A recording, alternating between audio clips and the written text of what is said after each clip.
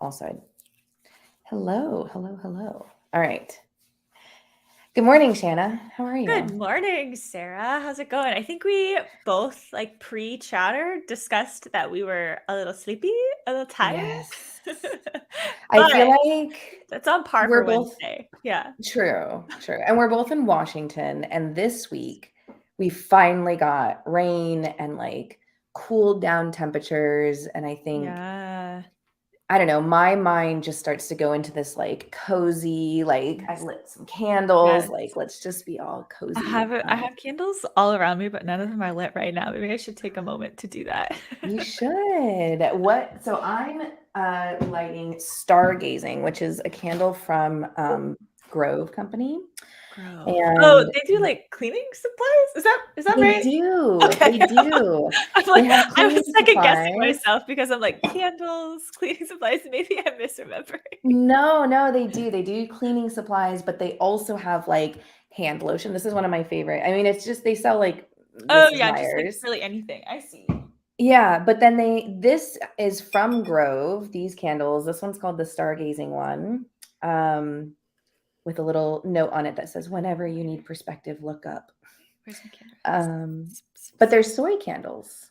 Mm-hmm. Yeah, soy is Uh, better for your everything. lungs. I can't. Yeah, it's your lungs. I've definitely read that it's better, but I forget. Yeah. I am Um, burning a candle. Well, let me get it lit first, and then I can truthfully say that I'm burning it. you can see I burn them often, so this one's already way Oh done. wow, That one's yeah. almost done. You can't actually see it. But, like Yeah, I can't this pick it up is because it's too. Fall Festival. Oh, I keep forgetting where my camera's Ooh. at. By Carmelit. Okay, you really can't see that. Maybe if I get my Yeah, face yeah. out of the way. By Carmelit, and they are also soy candles, and they Ooh.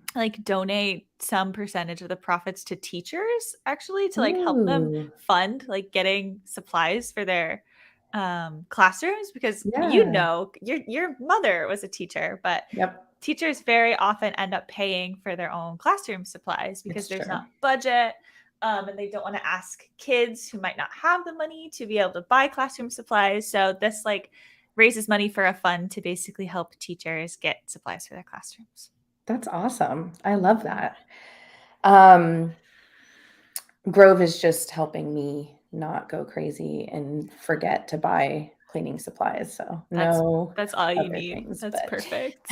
but they do a lot of sustainable packaging and, Yeah. That's what I sustainable know of them. I things, don't so I don't use Grove, but yeah. maybe I should because I don't I don't not all of my packaging is sustainable, I will say. I like it. I wanted something alternative to, like, Amazon, and, it's hard because we live out, in the middle Yeah. of nowhere, so it's hard to kinda get Yes. things, but anyways, coding related, okay, so today what I wanted to do was, like, fix all of the backlog issues. No, not all of them, but, like, jump Maybe into one. the yeah, maybe one, Sentry JavaScript repo. But let me show you what happened when I did. All right, so here's the JavaScript repo. If you're unfamiliar or want to check it out, it's this one. Hi, Omar. Nice to see you. So this is where we're at, and the issue that I'm having. So I jumped into this repo. I went into the contributing guide to read. Well, I read the README, went into the contributing guide, and it's like, okay, look, you need to set up your environment first. You need Node, you need Yarn, and then you need to run Yarn. We use Lerna. I think that's how you pronounce it. Hmm. Lerna is basically a way to install like all of the dependencies that you need for a mono repo in particular. Got it. Okay. I was looking it up. It's pretty cool. So if you have a JavaScript mono repo, which ours is, it basically is like this whole build system to make it easy for you to publish multiple packages.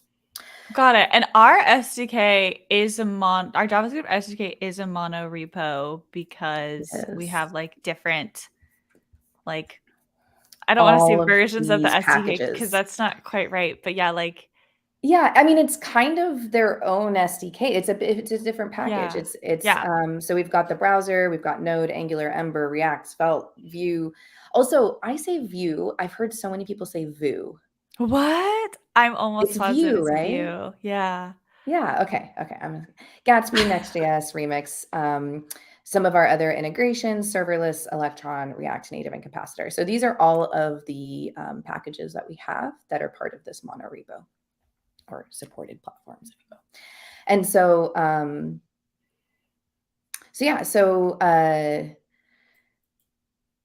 this is how you would install any of the SDKs. This is specifically like if you wanted to install the browser one, and then this is how you would use it. But if you actually want to contribute, you jump into the contributing guide. And let me get rid of this so that we can see more. I did the Node and Yarn downloads and then and installs, and then I ran Yarn, and I came up with this fun little issue. So I'm getting this issue here, which is that the Chromium binary is not available for ARM64. If you're on Ubuntu, which I'm not, I'm running on an M1 Mac, but you can install Chromium browser here, and it's related to the Puppeteer library. So I did some Googling, and what I found was this seems to be a fairly common issue with Puppeteer Chromium ARM64 M1 bugs. Basically, what I'm dealing with. Here's the exact same issue that I'm having. I also found it on the Puppeteer repo, but it seems like, I don't know. So let's not worry about that yet, because basically I did this brew install Chromium. And actually, let me see if I've been like installing, uninstall. Okay, so there, it still exists there, right? So that's great. And the next step was basically to try to run Chromium, and then ideally, or not ideally, but the expected behavior is that you would get this pop-up that says that it can't be opened because the developer cannot be verified because we installed it with Brew or with Homebrew. And so then you would just go into your settings and say, go ahead and open it anyways. Great. Unfortunately, that is not what's happening for me. When I try to open Chromium, I get this beautiful Chromium app is damaged and can't be opened. Shanna, this is where you came in, and you were like, I haven't done this on my new machine yet. Let me try. Yeah, that's But for you, right. it worked. I just said, well, I recently got a different Mac for work, a beefier one, and I was like, "Oh, I think it's the exact same one you have." And Mm-hmm. I thought, "Okay, great. I'll probably run into the same issue." But I did it this morning, like just like right before we hopped on this call, and everything worked fine. Everything worked like perfectly immediately. Which So is like the story of my life. So yeah, I was hypothesizing like maybe there's something in the setup um of the JavaScript SDK that assumes you already went through and did the dev setup for just Sentry, which I have done already on this machine. yes. So So yeah, we figured we'd try that for Sarah and see. I'm like we obviously like I just basically, want to go right into whatever was going on I before, but know. I think it would be very interesting if we discovered that like there's something Yes. that happens in the setup script for just the Sentry repo that the SDK assumes you've done. Exactly. And so here's a couple of things. Basically, we have a few options here. Like number one, we could have jumped in and just shared Shanna's screen instead and started working on some JavaScript stuff. Great. But this, first of all, this like issue with Chromium and Puppeteer seems to be an issue potentially, question mark, and it's not mentioned on our contributing guide. So maybe it's not, because maybe we resolve it somewhere else. But then again, our docs also don't say that you need to go and do the dev setup for Sentry. So if we do find that, then the goal here would be to update the docs. I figured for this stream, let's just try to get all of our SDKs running on Sarah's machine, which is not as easy as it sounds. So we'll start with Sentry and then kind of go through that. And then if we find anything where we can improve the contributing docs, that's what we'll contribute back to the repos. So This is our Sentry main repo. It is open source, as hopefully you know. We've got docs. I was going to jump straight into the contributing guide, though. I think that's what makes the most sense, maybe. Oh, Yeah, it just goes probably. into the. That was an unexpected behavior. Should that just be going? I guess that's not. I feel like that's not expected, right? What do you mean? Maybe Like it not is. expected, like not conventional? It's Yeah, maybe not maybe. conventional, but it's like this is the right thing. Yeah, I guess I was just expecting a contributing.md file. Clearly, I have not gone through this process yet.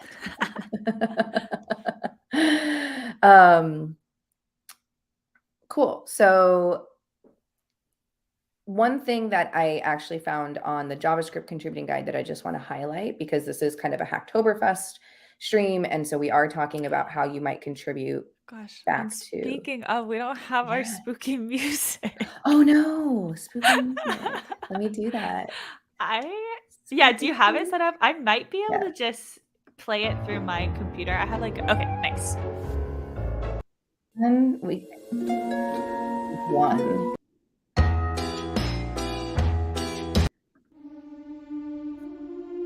Ooh, okay, I like this one. Yeah, it's a little loud, I think, so maybe Yeah. turn it down a bit, but we gotta have the ambiance. All right, can you still hear it? I can. Yeah, it's a lot quieter. Okay. I can turn it just a tiny. Okay, that's good. Yes, this is our last Hacktoberfest stream, actually. Yeah. Jen, are you doing anything for Halloween? I feel like it's, I don't know. There's like an age where like all of a sudden there's not really a lot of parties anymore. Yeah, I feel like I've hit that. Or like we used to have a Halloween party. One of my friends used to host a Halloween party every year. And they moved recently and then are now going to be like out of town on Halloween. So actually their new house is like really cool. It would be like, I think it's like would be perfect for Halloween party because it's kind of got spooky vibes. Honestly, I hope they wouldn't find that offensive that I would say that. But they're gonna be out of town, so they can't host the Halloween party. So I got talked into hosting this Halloween party, but I don't want to. I'm not like a good host. To be totally honest, I'm regretting signing myself up for this. And like I don't feel like people are gonna come anyway. I live very far away, not as far away as you do from folks, but like a bunch of people are out of town. Like that couple is out of town. One of my best friends and his fiance are out of town. So I don't know, just not gonna be. It's gonna be low key, I guess. Maybe it'll just like we'll just dress up and eat candy and like watch a movie. That sounds good. Do you get trick-or-treaters at your house? I don't know. This is our first year. This is your first year. Actually, we got the house. We got the keys to the house on October 31st last year. Oh, so it's your anniversary too, like your home anniversary party. We did not move in until like March, but but yes, home keys. Let us know in the comments. Comment this way or wherever they are. I can't remember now. If you're doing anything fun for Halloween. Yeah. I like forgot that I was not looking at chat, but I'm looking at chat now. I'm looking. Yes. Hello. Anyone? Okay. So one thing that I wanted to mention, because this is a Hacktoberfest themed stream, not just a Sentry themed stream, is when you go to do contributing, a lot of times the open source projects will have not just kind of like how to get it running and stuff, but requirements and or suggestions for how to contribute effectively. And so one thing is this is just talking about tests, but they have a lot of guidelines for commits, issues, PRs, and I found this really interesting and useful. For the JavaScript repo in particular, this is how they expect commit messages to come in. And so making sure that you are paying attention to how commit messages are expected will help the team be able to resolve things quicker, or like find things quicker, or kind of review things quicker. Is it conventional commits? Do you know what that is, Sarah? Conventional commits? Conventional commits. Yeah, we should talk about conventional commits. It's just like, I think this is basically like using conventional commits. Yeah, this type of. Yeah, it's funny, like they're using it basically exact. They're Okay, not I guess it's referencing like a it. little bit more specific than conventional commits, but it's basically conventional commits, which is just like a standard guideline standard that folks have put together for what commits should look like. Yes. So it has like, yeah, the type of the commit, which could be like a feature, could be like a bug fix, there's like cleanup type tasks and stuff. Yeah, optional scope. It's so funny. They're like almost doing conventional commits, but not quite. I wonder why. That's so funny. It seems like we kind of are. Like scope it's type, scope, subject, and then they just added GitHub ID. Maybe it's just like a Wait, can you go useful back? thing for it. I thought it was like scope would, yeah, scopes is in brackets usually, and we have it in parens for some reason. Like, Oh, why? Like, why not good just point. follow the standard? That is interesting. Yeah, I don't know. Funny. Like, maybe we should ask whoever decided that. this. Yeah. And then we do have like a commit message format, which is again kind of the title, a blank line body, blank line footer, which again very much matches conventional commits. This would be useful though for people to. I always remove. It's so annoying. I always try to remove language tags to see if that would be. Because when I want to share links, I try to remove the language tag so that if someone is not primary language English, they'll get automatically whatever their browser is, but a lot of times it doesn't work. So always check before you just send a non-languaged version. Yeah, so we've got that. We also have just some suggestions on issues. So for example, at least include what package you're talking about. And then just kind of some stuff on PRs. So good to read through the entire contributing guide. Okay. And that's where I got distracted, because when I started looking through this, I saw like, oh, here's the commit message, and here's kind of the recommendation for how we expect people to have commit messages. We also have a standard process for code review, which includes like who's going to be doing the review and things like that. So you can read through that. Let's do the environment though. I'm sorry to do this, but before we do this, can you try to brew install Chromium with a flag -- ignore, or no, sorry, -- no - quarantine. Okay, so brew, I might have to do a reinstall. Yeah, you could just uninstall, or I don't know. I don't know. I would probably just uninstall it because I don't trust anything. Yeah. Good point. Okay. Okay. So brew install Chromium. -- brew install Chromium. Or it probably doesn't matter. It's usually the flag order. No quarantine like this? No quarantine. Yeah, and I think that's how you spell quarantine. I'm looking at it on another tab. Let me Google it. Okay. Well, yes, I believe so. Unless they did it in a weird way. What is no -- no quarantine expected? So you know how like you're getting this error that it's like broken, the install is broken, and all the other things say that you should be getting the like, you have to like give it permission to run because you installed it as like a dev package. I found something else that basically said it's the same thing. I think you might be right, because that just worked. Yes. So this basically tells it when you're installing it, like, this is a legit package. Like, you don't need to do anything weird to it. Just let it run. But the real question, will this solve, like, will this make your thing actually, like, the setup actually work for this repo? I think it might, because I think even if I had Chromium installed, nope. No! What the F? Okay. Bizarre because it's like the same. I'm gonna try to just the restart my exact terminal. same. Yeah. Brew usually does a better job than that, or she shouldn't have to, but yeah, I worth know, a but shot. I always get that's the part that I don't typically trust.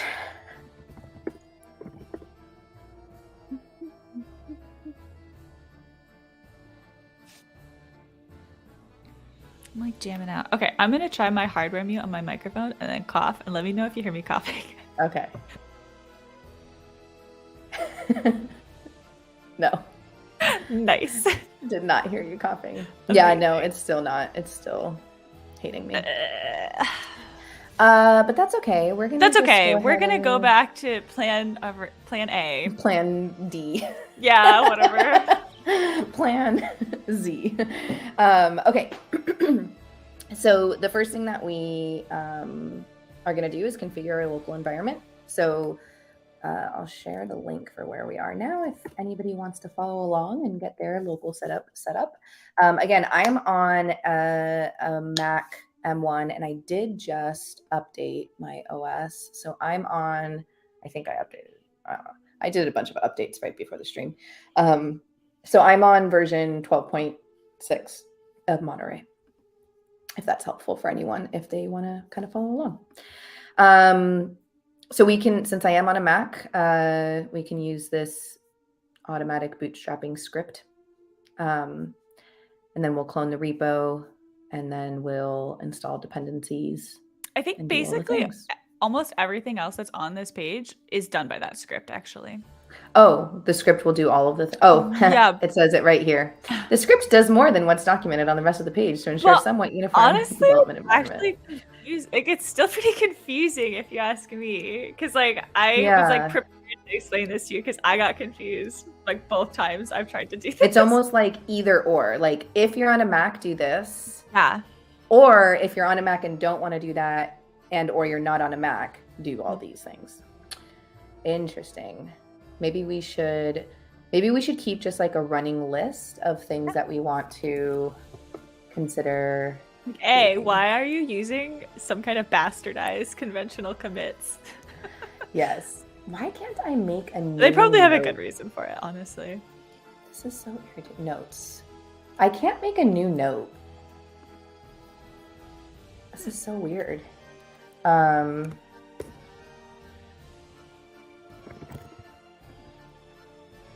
Okay, whatever. Okay, here's my little note.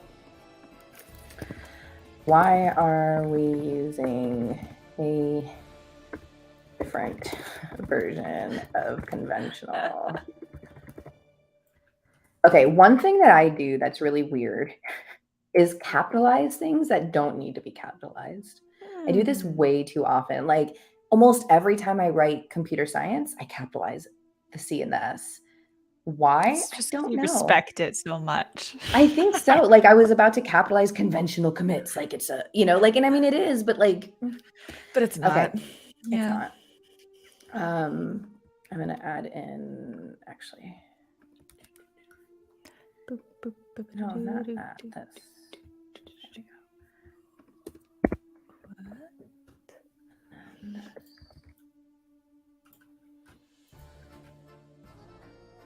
And then number 2 on our docs,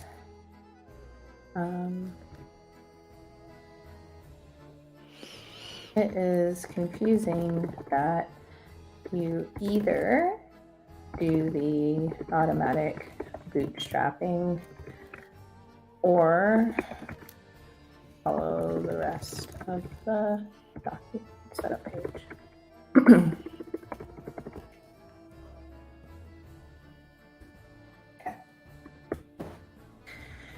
Okay, so let's go ahead and run this.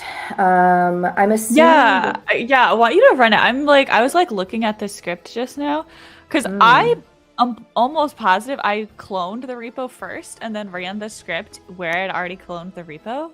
That's what I was just about to ask. Everything works great when I did that, but it doesn't say you need to do that. So I'm like curious. Because I was just about to be like, okay, so wait, where do I run this script? Because I would assume that I would run it in the folder, like you just said. Mm-hmm. But yeah, I don't know. It like I haven't gotten very far reading the script yet, but it looks like you maybe don't need to.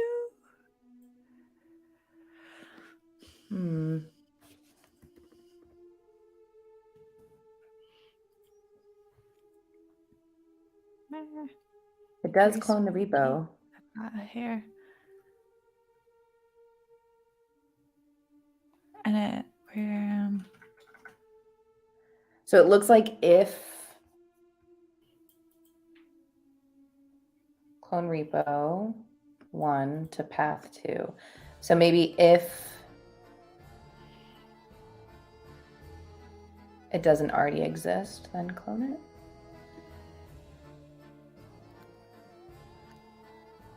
Before starting, get the user's code location root where we will clone the repos. Get code root path. Get clone repo. This enables testing different Sentry branch. Okay, so it looks like it'll probably check. Yeah. Okay. Oh shoot, but I don't want to do it here.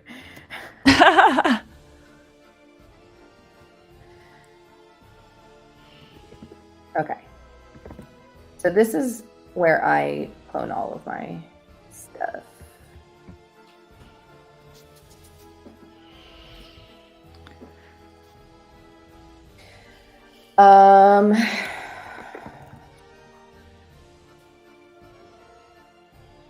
Gonna be under documents.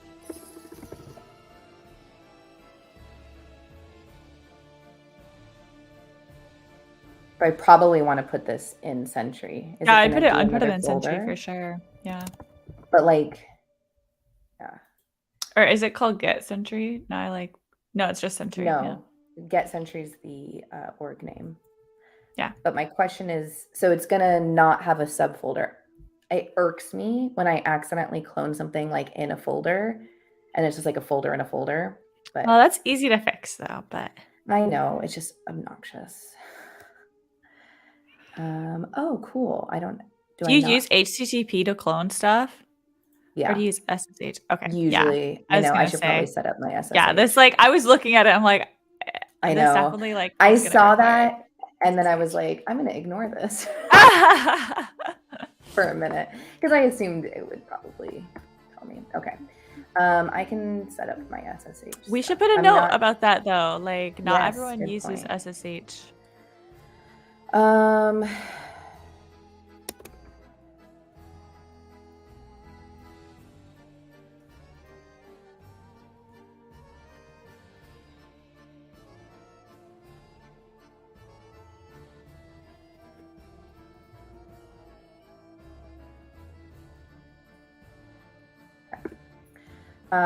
And actually, I want to say, did it say that, or did I just see it in the?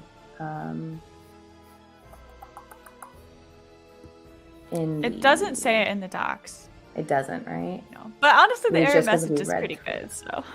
Yeah, it is. It is.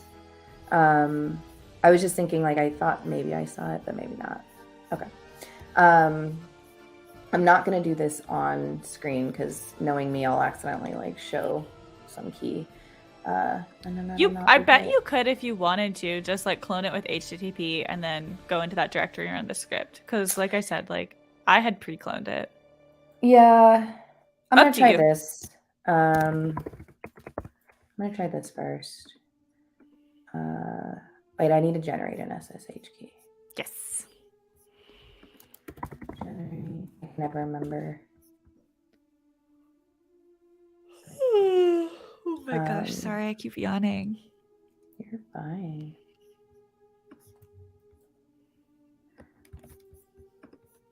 Oh, Omar asked me if I have a YouTube channel. I don't. I do have a Twitch channel that like I haven't really streamed on at all yet, but I'm gonna actually do like a stream tomorrow and every Thursday. So you can follow me there if you would like. It is at Shanna Codes. Let's see. Oh no, I can't. I'm not logged in as like an admin on this account, so I can't share. Oh, I can. Yes. I can do that. Give me a second. Yeah, no worries. No rush. All right, I got my SSH key. Okay. Yeah, whenever I have to set up a new machine and like set up my SSH keys, I always use the GitHub docs. Always, every time. Same. They're good docs. They are. I think it's something that like I feel like I don't have to do often enough to have to remember how to do. Exactly. Yeah. Oh, this is. It says that it was invalid. You must supply a key in open SSH key format, but it definitely is. Are you trying to like paste it into yeah. Make sure you delete any trailing new lines. Yeah. I don't think I have. Oh, that's what it was. Okay. Yeah, there was like a. Yeah, there were some. I didn't realize that it had that.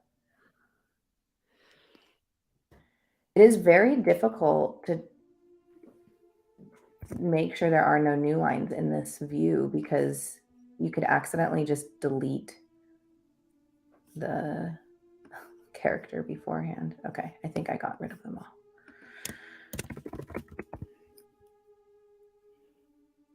No, still, what? I can't help very well without seeing it. I know, but I don't want to share my SSH key.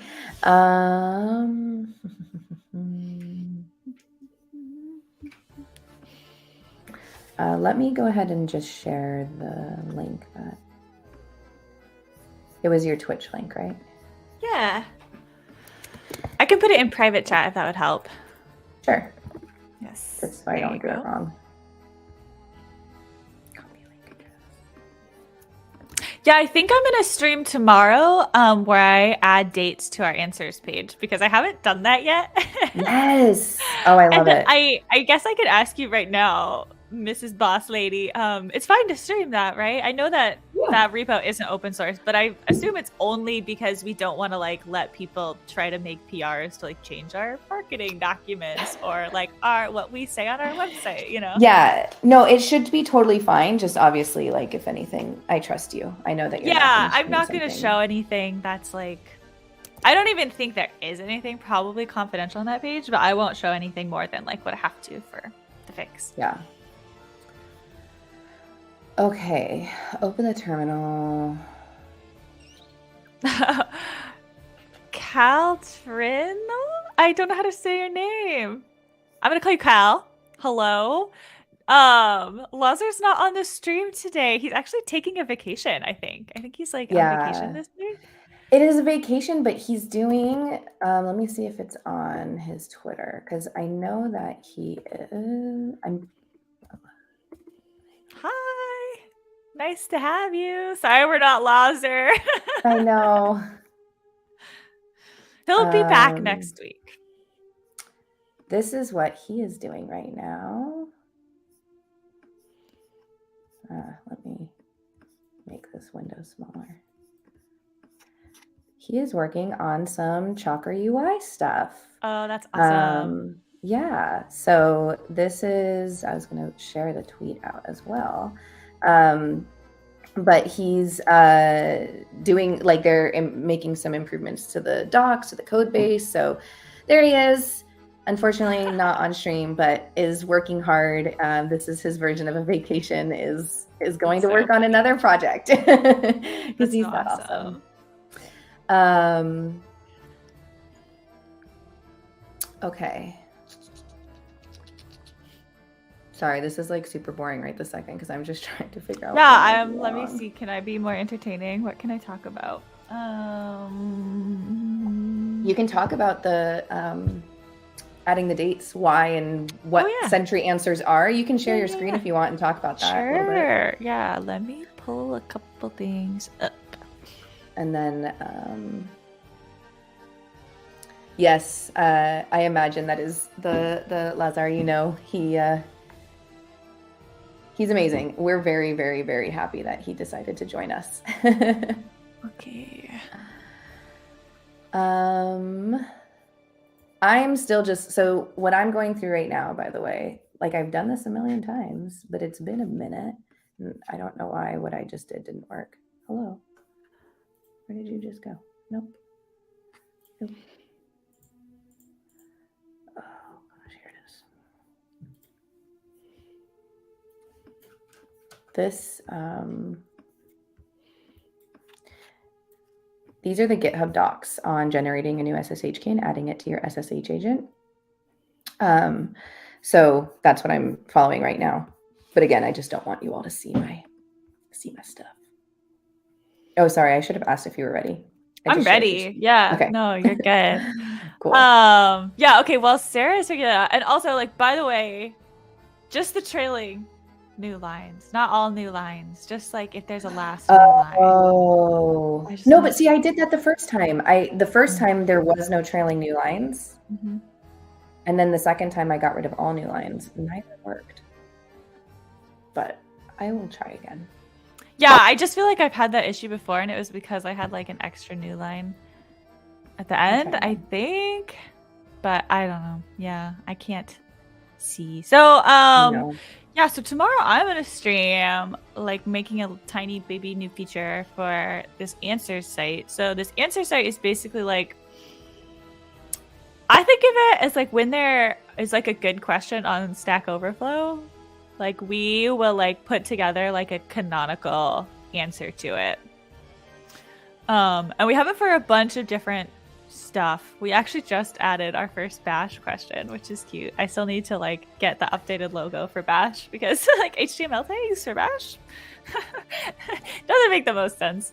But anyway, so yeah, it's basically a place to go to for questions. And I think like normally you'd probably go to like you'd like Google it and like we'd have like a good answer in that you'd find on Google that like is hopefully nicer and more complete and like thought through than just like the chaos of getting an answer for some of this stuff on Stack Overflow. Obviously it can't have everything, but like just like really common questions and like issues that people run into with these different languages. So in that spirit of like trying to have like a good up-to-date answer, we really want to make sure that we can show people like when this answer was last updated. And right now there's nothing for that. Like we have the solution and like I think they do and will get updated if like something changes, but there's no way of seeing like this was posted on this date or like this was last changed on this date, which I think would be super helpful for people if they're trying to know if this is like still a valid answer. So I was playing around with it before. I'm not super great. This is like a Gatsby site. Everything on our Sentry site is Gatsby. I don't know like this much about Gatsby, but I was playing around with it and I'm pretty sure it's not that hard to add dates to the pages. So that's what I'm gonna do tomorrow, hopefully. I mean, we'll see if we get through all of it. I'm kind of curious for folks watching, like Sentry Answers was something that was new to like a new concept to me in terms of like having a place where we can have a lot of content. And I think it's useful, especially since like we support so many different languages and frameworks. It can be very useful to have like one place to have like a bunch of information, and it's not all Sentry related. Yeah, actually I feel like almost none of it's Sentry about actually Sentry. Yeah. Carl says I hope you will version those answers. Version the answers. Let's add that to our notes. Thought. Yeah. Version answers.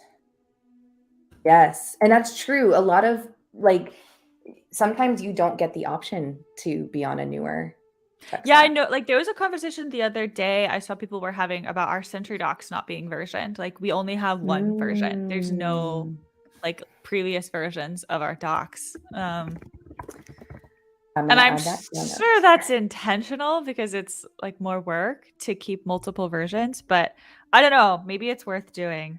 But at least I mean, I guess we probably say which version, but it would be nice to, yeah.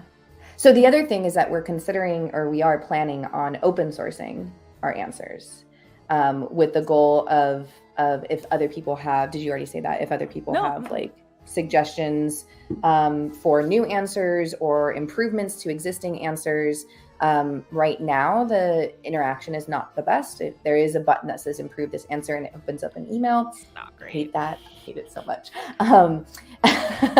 So we want that to open up a PR instead, or an issue if you just don't know how you want to improve it. And maybe that would be an opportunity where if somebody, like, we could have some versioning, and if we, I don't know. Like if somebody, like if we only have it for a particular version, but somebody like follows it on and they can add like alternative. Yeah, it would kind of be a whole thing. I think like there'd have to be like a drop down, be like which Flask version, blah, blah, blah. It'd be kind of a lot for us to do on answers. Yeah. I mean, I don't know, like not like a lot, but like more than it's going to be to just add dates is what I mean. And compared to like, I think it would actually be more straightforward for us to do for our own docs in terms of like the tech of like how you support multiple versions. Cause like you can just have branches, which wouldn't work. It would be just more complicated for ours because it's so many different products for answers for so many different products. But yeah, they'd have a lot more unless we like moved. I think there's a plan to make some changes to the answers page in general, like interface changes. So we should bring this up in that conversation. Okay. I'm adding my SSH key to my SSH agent. That's where I'm at. Kyle, what old tech stack are you stuck on? I'm curious. Answers. Do you guys like my little ponies? It like just gives a random quote. Zoom in bigger? Oh my god, My Little Pony. It's bigger here. Let me. Is it that just in your terminal? Yeah, it's in my like Zish profile.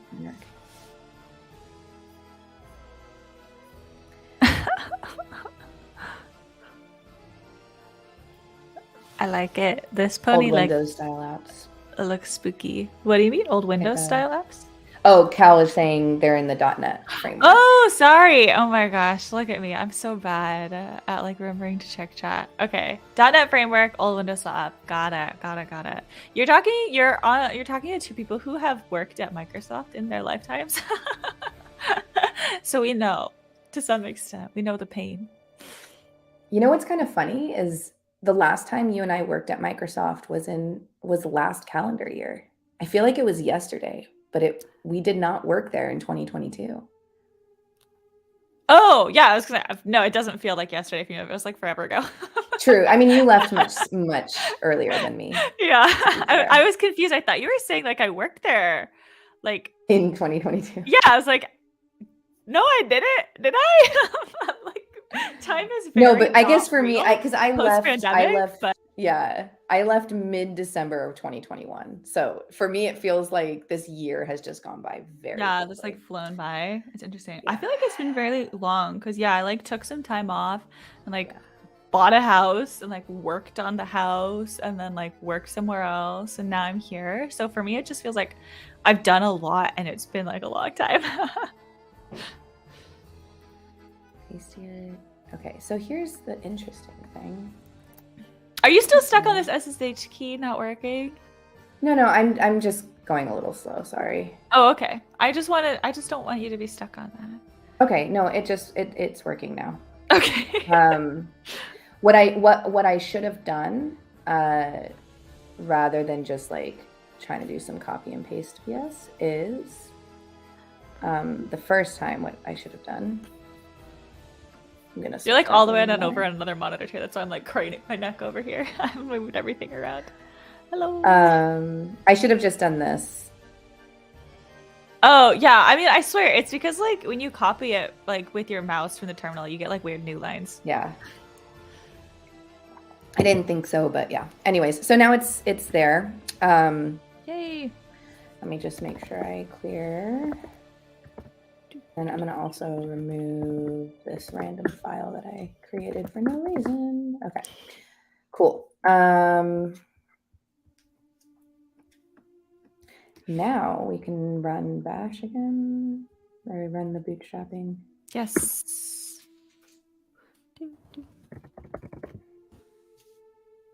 The spooky music is like, I'm jamming. I really love it. I really love. So it is not only spooky season with Halloween, but also we are now in Scorpio season, and I am a Scorpio, and Scorpios are also spooky. I don't know Just saying. anything about astrology stuff, but I'm a Pisces, and I learned yesterday that Olivia Rodrigo is a Pisces because she released a collab with Glossier, which is like a makeup brand. And like I don't really know anything about makeup. I don't really wear a lot of makeup, but I know Glossier, they have really good lip glosses. And she released like a lipstick, like a Pisces thing. Yeah, it's lipstick? called like the color is called Pisces.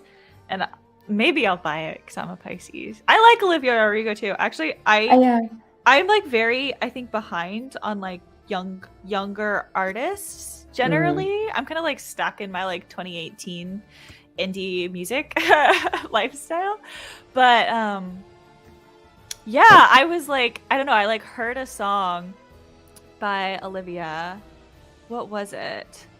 It was the one where the Deja Vu. Deja Vu. License? No, okay. I heard about the whole driver's license thing when it came out, and then I like forgot about everything. Yeah. Deja Vu, and I had like heard it before, and I didn't realize it was her, and I was like, oh man, that's so sick. Like she's actually like a really great artist. She's like a really good singer. So I've been like jamming to some Olivia Rodrigo in my garage while I'm working out, just like singing about how I've been like betrayed by like a 16-year-old boy. It's very sweet. I am enjoying it a lot. I love it. I do wonder what my fiance thinks, but I haven't asked him yet. I'm a huge Taylor Swift fan. And oh yeah, her new album. I like Taylor Swift. I don't dislike Taylor Swift at all. Oh, you know what? I forgot to post on Discord about this.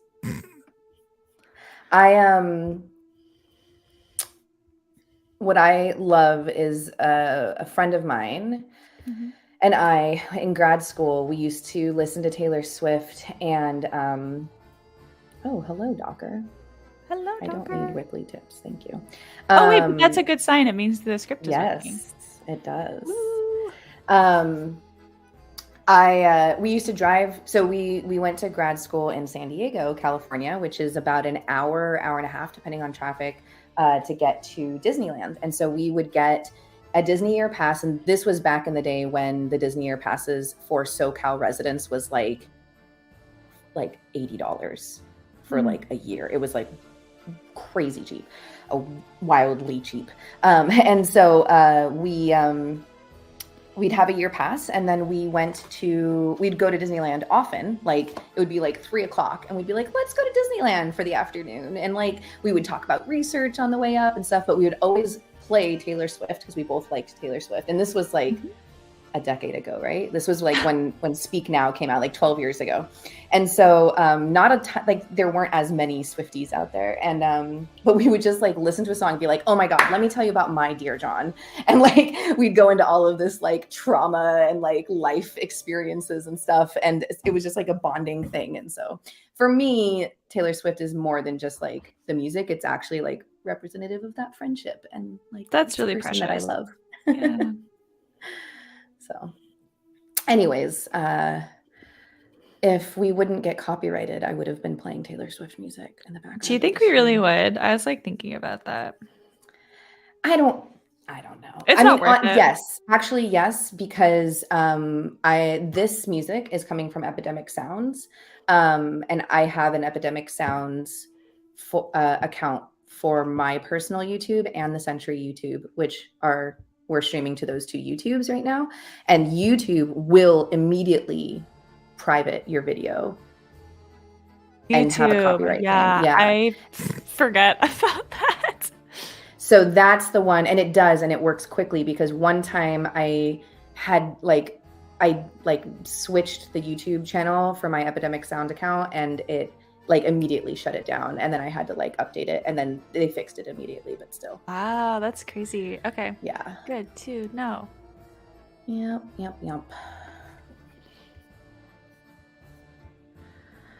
Oh.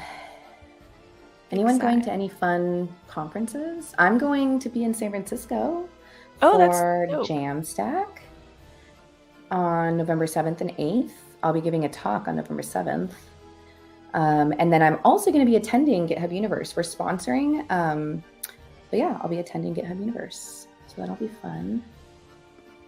I don't really have any travel coming up because I'm like tethered to getting allergy shots twice a week. But not forever. Someday. Just for now. Be all shot up and allowed to leave the state again. All right, this does take quite a while. Yeah, it really does. That bad boy's gonna be running. I should start installing some of our other, or like just cloning some of our other repos as well. Sure, of course. That could be useful. Hit Sentry.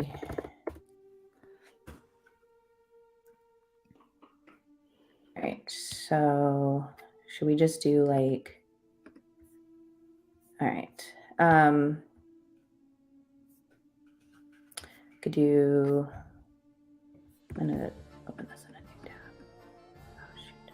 I hate when I have, so I've got my external monitor above my laptop, which is the laptop is one I'm sharing. And so then sometimes I accidentally put it like right, like right here. And then it's all of a sudden like tiny on the external monitor above, and it's really frustrating. Mm-hmm. But, okay, maybe we'll do .NET. I'm trying to decide like, actually, which ones are our more popular ones? React Native, JavaScript, PHP, Python. Let's start with those pinned ones. How do you all like to, Shanna, how do you like to clone? What's your favorite cloning? Like when you're about to get started on a new repo, how do you like to do it? I have my terminal up. Go click on that green code button. Go to the SSH tab, I think. Yeah, it's a tab. Copy that bad boy with that little button right there. Go back to my terminal, type git clone, and paste that. Yep. Done. Oh, I've already created my folder that I want. Yeah. I tend to jump into VS Code. No, I don't. I don't create the folder, and then I just use the default name. Yeah, never mind. Scratch that. I don't know why I said that. I usually do it from VS Code, and I think that's because I just like I want to jump into the code typically. And this is also why I tend to use the HTTPS instead of SSH, because I'm usually just kind of jumping in here, clone repo, blip. Oh my gosh. You could probably do that with SSH though too, right? Oh yeah, I'm sure you could, but you don't need to, because VS Code just does it for you. I mean, it's just getting it from, I think VS Code can handle either. So I would assume so. So that's usually how I do it. And then it's already kind of in here and good. So there's the React Native one. Let's do next, PHP.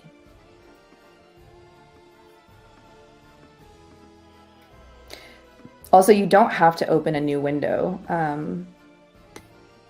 Because when you do say clone, it gives you the option to like open it into another window too. But I just like to make sure, so you can like. Cool. Yeah, I've never used that before. So when I was an EM at GitHub, one of the projects that my team worked on was the GitHub integration into VS Code. And at the, like back then it was very, very minimal. We didn't even have issues showing. And I'm pretty sure Microsoft has just taken on all of it now at this point after the acquisition, because this was pre-acquisition. But I'm just like a huge fan of integrations into editors. So that's, I don't know. I feel like I like to use them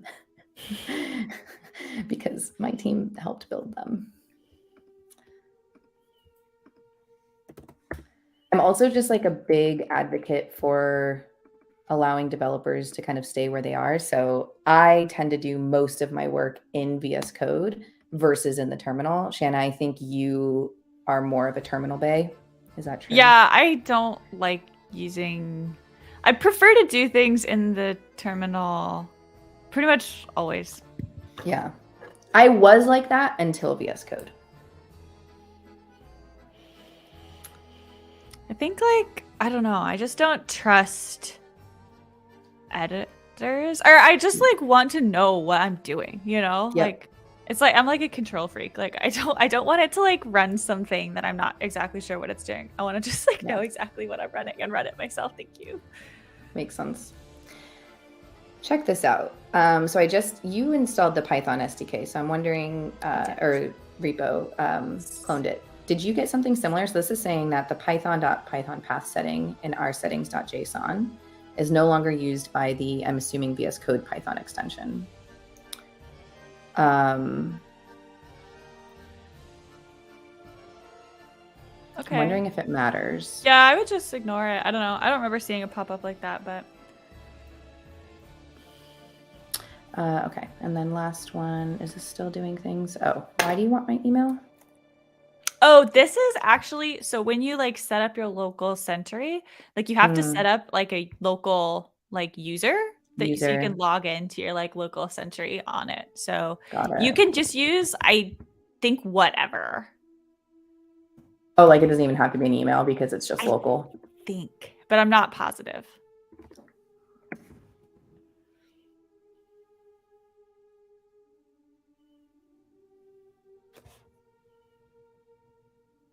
This music reminds me of the Haunted Mansion at Disneyland. It's making me really happy. I just watched the Muppets Haunted Mansion movie the other night. I watched it last October too. I don't know why. So, do you prefer Microsoft Windows or Mac OS decoding? What about you, Shanna? For me,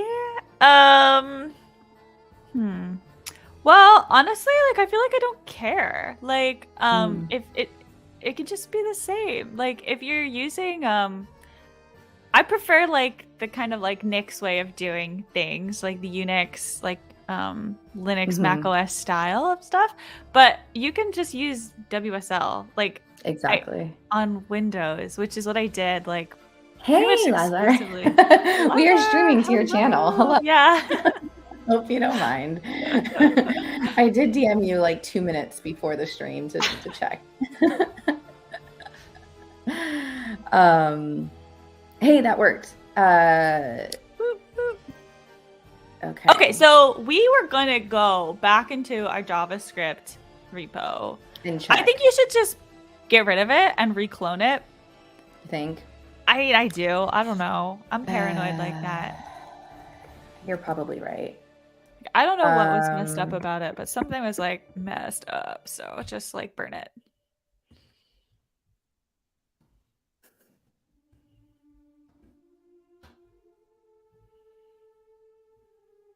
I will say I do like the terminal, especially for things like this. Omar says he likes WSL and Windows. Yeah, I've like heard some people who are maybe more like DevOpsy oriented, like have issues with like doing like everything that they wanted to do, like on. It's like not. I guess it's supposed to be like the exact same as like running a Linux VM now with WSL too. But yeah, I've heard some people who are like really intense, like Linux people, like complain or like have problems or like things weren't working perfectly. But for me, as just like a person doing development, I have never had a single issue with doing it on WSL2. Like the biggest issue I had was I I don't know if it still has this bug, but I had this bug where this clock with the time would always go out of sync. I would assume they I think fixed I that by remember now. that. Yeah, it was like, I mean, it was just a wild bug. Like, and it was not just like only some people. It was like everyone's WSL. Like the clock would just not stay in sync, so you had to like constantly reset your clock, or like if you were doing anything that like was dependent on like the time, or I don't know, like sometimes when you're installing stuff, it like expects the time to be reasonably close to what the actual time is, and things would just break and not install correctly. It'd be like, what's wrong with your setup? But hopefully they fixed it by now. I don't know. I haven't really stayed super up to date. Yeah. I first learned to code on Ubuntu. And that's kind of interesting. Is that because you were doing it in like college or something? Yeah. Or nice. Yeah. So the machines in the computer lab all had Ubuntu, and like they, we basically were just we used Vim for the first like 3 classes, and didn't like, and then the next one we used was Eclipse, but everything was just done directly in the terminal, basically, like never out of the terminal. And so I had a Windows machine to start college, but when I started doing that, it was just so much easier to be on Mac because, and so if I needed to work from home, then I could just like very easily transfer files over to my school account and like, or SSH into it or whatever I needed to do. So then I just basically became a Mac user because it was just so much easier. And back then, obviously, WSL didn't exist. Well, maybe not obviously. This was a very long time ago. This was like, I don't know. I'm bad at years. This was back in 2006. So however long ago that was. And yeah, it was just horrendous trying to use command prompt, and like, oh, I hated it so much. But when I worked at Microsoft, I actually still used a Mac, but then also used PC for some stuff, and WSL is beautiful. And also VS Code makes it easy. So yeah. All right. So our Sentry environment is set up. I'm kind of curious though. Do we need to do... Okay, let me go back to overview, workflow, Python dependencies. What are we looking at right now? I was just seeing like if there was anything else that I should probably do. Testing Sentry, commits and get Sentry. I don't think so. There's like, if you want to like set up the back end and stuff, there's like different instructions for that. But I think this is probably okay if we want to just go back and test our initial hypothesis. This works. Yeah, of whether there's something about the JavaScript SDK that assumes you've started running Sentry locally.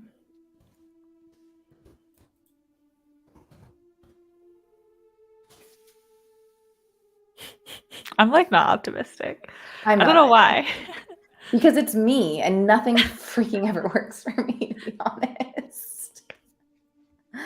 I feel like this has been an issue. So back when I was in college and I took my very first computer science course, my code would be so messed up that like it would, I would have 2 or 3 tutors sitting next to me with the solution code, and these were like freaking hello worlds, like I swear, with the solution code open, and they were like looking line by line to see why my code just wouldn't compile or wouldn't work, and you know what it almost always was, and I still do this today. Because I was just testing for those Sentry answers. We have it was this one. We have some Java ones, and Java was my first language. And so I was just testing this code just to make sure that, like, you know, it worked. Okay, but here's the thing.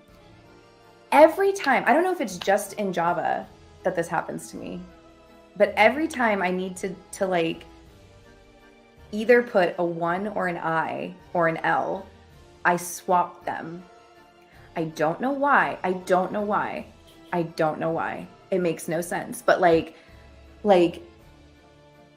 it happens to me way too often between L's, 1s, and I's. And this was horrible when I took an assembly class, because obviously like you have like registers and it's like I and all an L and all this thing. And I'm just like, I don't know why, but that was almost always the problem, is like I had an I instead of an L, or an one instead of an I, or I don't know. It's very frustrating. Well, I think we can safely say that's not our problem today, fortunately. What still is this? Lazar says I started using PNPM over yarn lately. I don't know what that is. What is that, Lazar? Tell us more. You'd have to define all of the dependencies though, and then pull. It's because it's not going to pull them for you. I was just trying to follow our docs. PNPM. Okay. Fast disk space efficient package manager.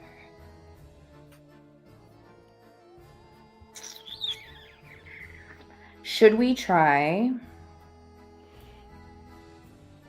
Yeah. Should we try this fix again now that I feel like it's not sure, but it didn't work before. Like, why does my environment hate me? Like, why does it just think Chromium's not installed? Like,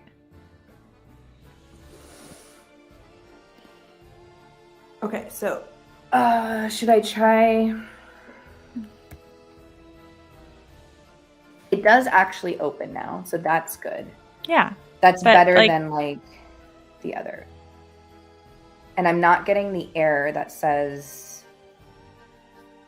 this, but yeah. I think the weird part is not that it like said it was corrupted, or not that it wasn't launching. Like, that all made sense. Like, that was just because like Mac was like, what the fuck is this app you just installed on the command line? But then should we do this then? Because maybe it's trying to install a new version and then it's failing. I don't think so. Like, can we go back to the error? Like, it's like, where is this thing? It doesn't know where it is.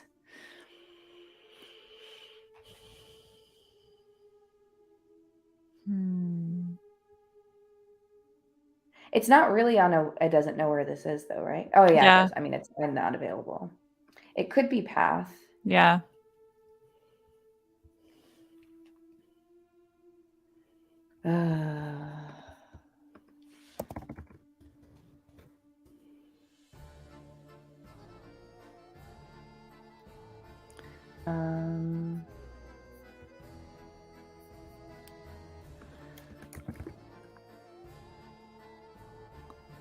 Can we, I don't know, keep looking at there, or I can just copy it so I can look at it. Oh, sorry. That's okay. I didn't realize Lazar, we could do that again, but yeah, we did try that earlier. Yeah, I'll try again real quick. Yeah.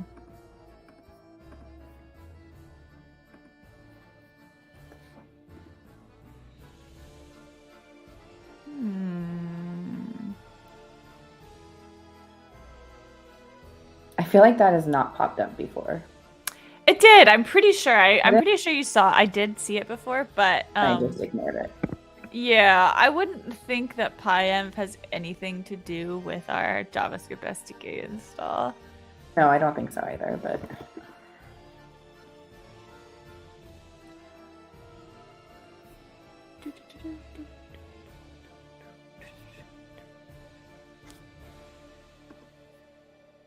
yeah, and Lazard, this like works perfectly on my machine. I don't know why Sarah's running into this issue. I mean, I didn't see anything that really came before this, but well, now you have seen everything, because I deleted the whole repo and I haven't really done anything else.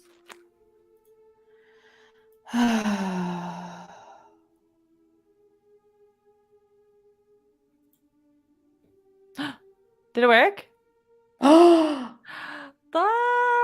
Oh my gosh. Well, I'm glad we tried that again. What? I bet it's because last time we tried it, we hadn't done the Sentry one. No, I think it's probably because we hadn't installed use that flag so that we didn't quarantine the install. Oh, but we did. I thought we closed the terminal after that, because we did that? Yeah, because I remember I said I'm going to try restarting the terminal, and you were like, it should do it.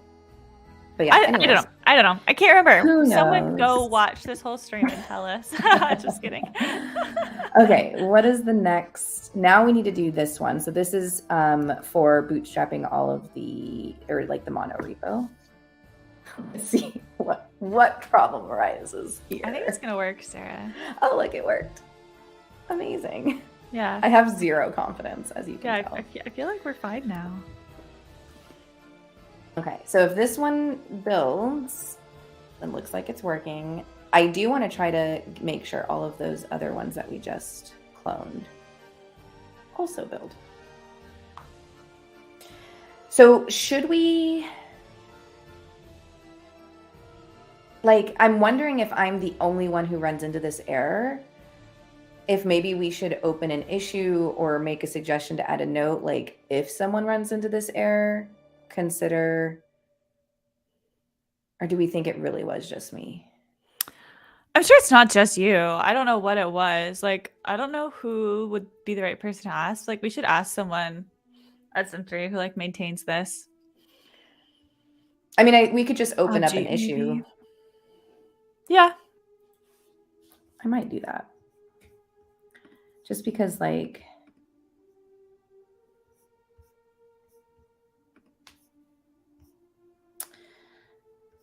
actually, maybe we just go into the discussion board and ask a question.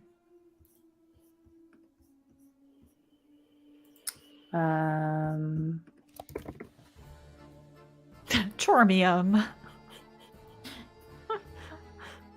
No discussions on Chromium. What about on Puppet here? I'm going to create a new discussion.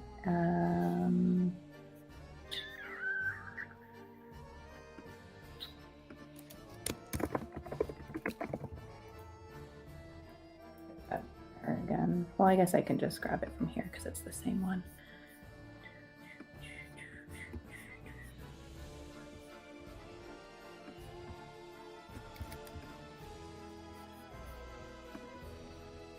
Oh, the path won't be the same though. So you might want to like tweak it to make it I'll fix make that. sense. Yeah, Chromium not found.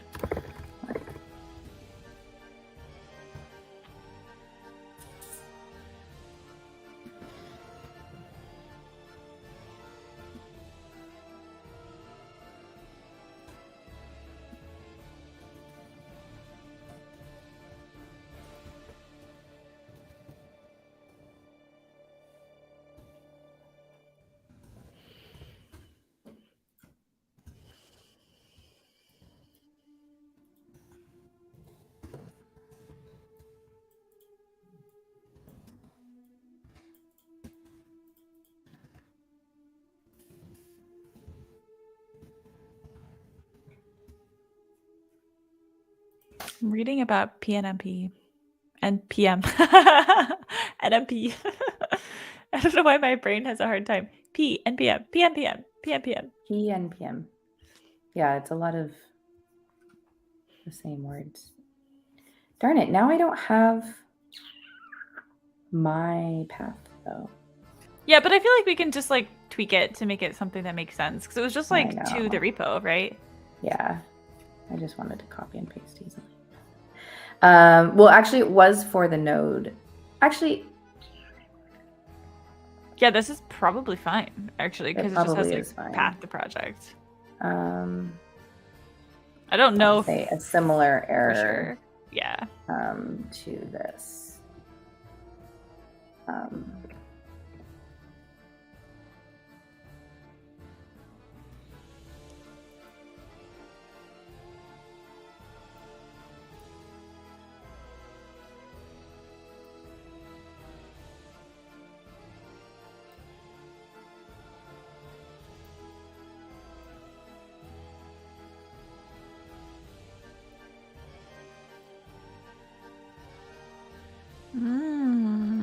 PNPM sounds really interesting. Like, I just get like grossed out by node modules. This like looks like it makes it much more sane. Screen. What was that? Oh, you want me to? I mean, like, I mean, Sure. I'm just going to write this for right now. So if you wanted to show your NPM, yes, let me do PNPM. that.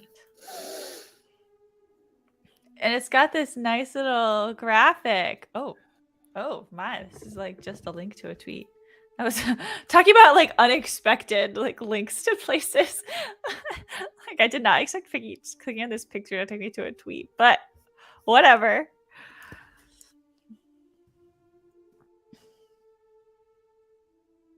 Yeah, okay, so this is very cute and I like it a lot.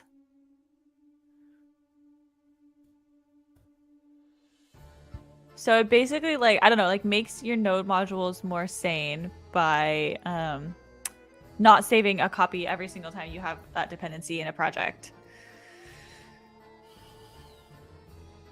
I really like Say this. that one more time. So normally when you're installing your like modules, in every project you get your like no modules folder and it's like everything's installed into there. But this will basically make like one place, I think, one place on your machine their stuff gets installed. And it can still like keep different versions. And it looks like you can share. Yeah, and it looks like it does something fancy. So like it doesn't have to have like it doesn't have to keep different copies for different versions even. Like it'll only keep the pieces it like needs for each different like the version. diff almost? Yeah, I don't not really. Not the I don't diff, think, but like like yeah. the changes. Yeah. Yeah. Like only what actually changed. Yeah. That's what I meant. Not like a git diff. A diff. Yeah. But that's cool. Pop up. Yeah, it talks about making it not flat, but I'm not gonna lie, I'm not quite sure what that means yet.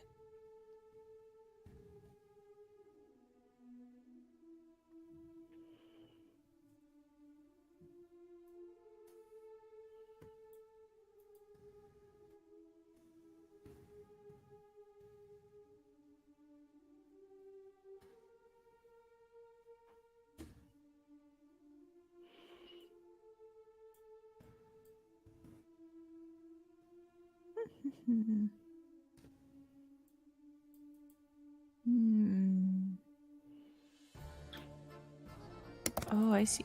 I think.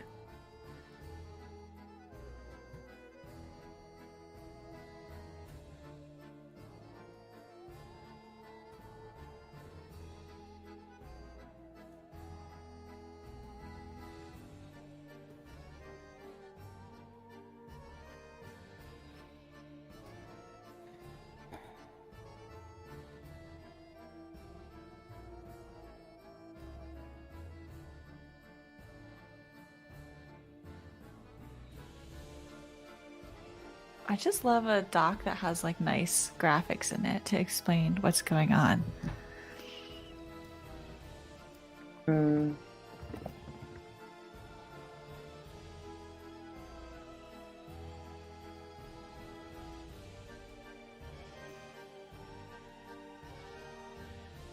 So I think like basically what it's saying is like when you're installing stuff with like regular npm, you get all these like nested dependencies and they all just like go into the same folder regardless of like whether this is like something you're directly dependent on or like indirectly dependent on.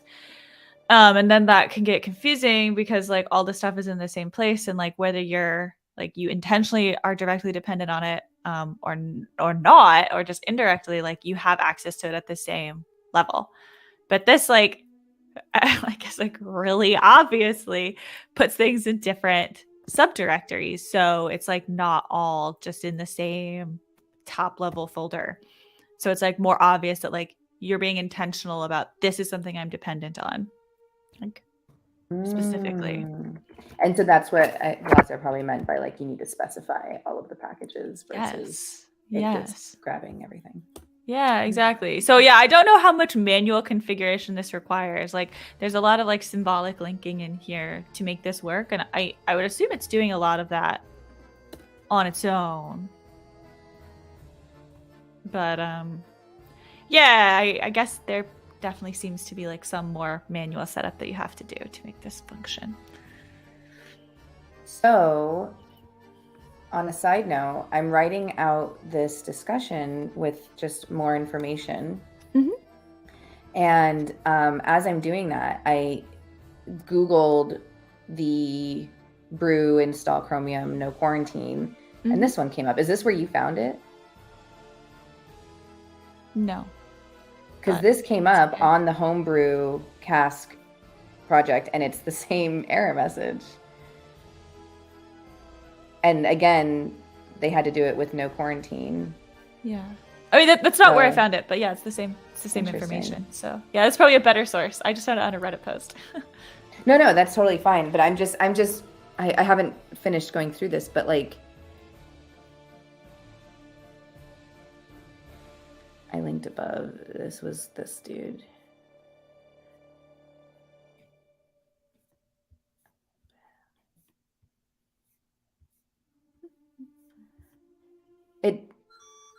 Maybe I should have done this then. Upgraded cask. I'm not sure. No, maybe not. I don't know. Yeah, wouldn't that just be like updating? Like we're trying to install it fresh, so like I don't think we care about upgrading it right now. I think. No. This was updating or upgrading specifically homebrew cask, not Chromium. No, I think the cask is there. Is just like which cask you're trying to install, right? I think. Oh, maybe. I see what you're saying. Like this would be replaced with Chromium. Yeah. And we did try that. I don't know if we did, but I don't see why that would do anything. Yeah. Lazar says not much in terms of like configuration you have to do. Love it. For PNPM. PNPM yeah, we're talking about PNPM. Install if there's a missing dependency area, and then do it. PNPM install again until you're looking at a green success. I love it. That works. That's like an okay workflow.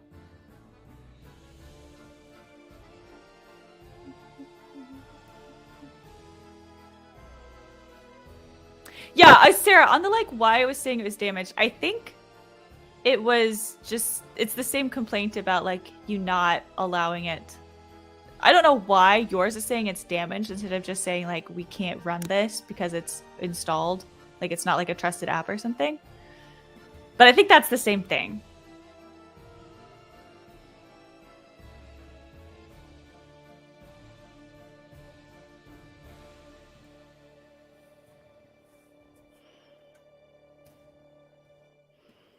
I think like the weird issue is like why wasn't Chromium just available in the first place? Or I wonder like actually Mac,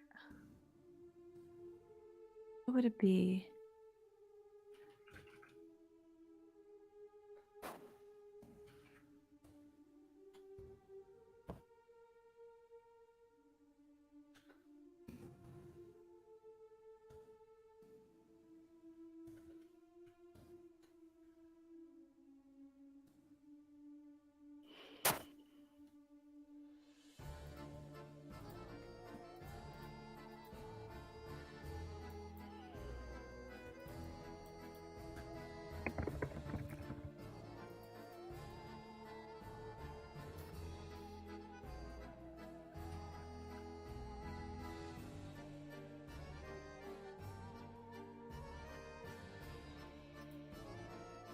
You know what? Okay, can we share my screen?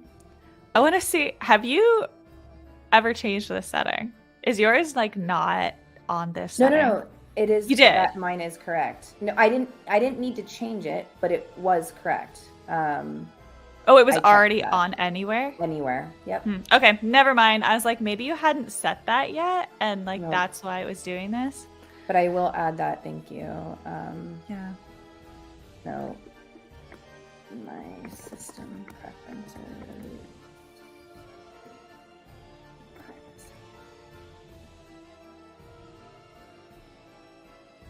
Oh, this is cute. That like illustration. Oops. Someone else, I think, some other person just like drew that and posted it on Twitter. And then someone like a maintainer, someone who made it. Yeah, it's the person who made PNPM was like, can we add this to our docs? And now Oh, I that love illustration's that. in their docs. Isn't that sweet? Well, I don't know why. It's like this original picture, like crisp and clear, everything looks good. Yeah. But then in the docs, like, I don't know if you can see that on my screen. Like, Yeah. It's it just a little, looks it's not as. like, why does it look like that? Why does it look kind of jank? Like, it's Maybe not they very like just like right clicked the readable. Twitter thumbnail and saved the image instead of like Hmm. getting a better version of it. I don't know, but because it's like all this artifacting, and like I don't. Mm. It's not like anything in the original. Strange. Mm. Strange.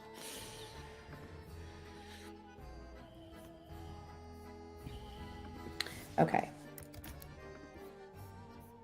I'm going to open up this discussion. Yes.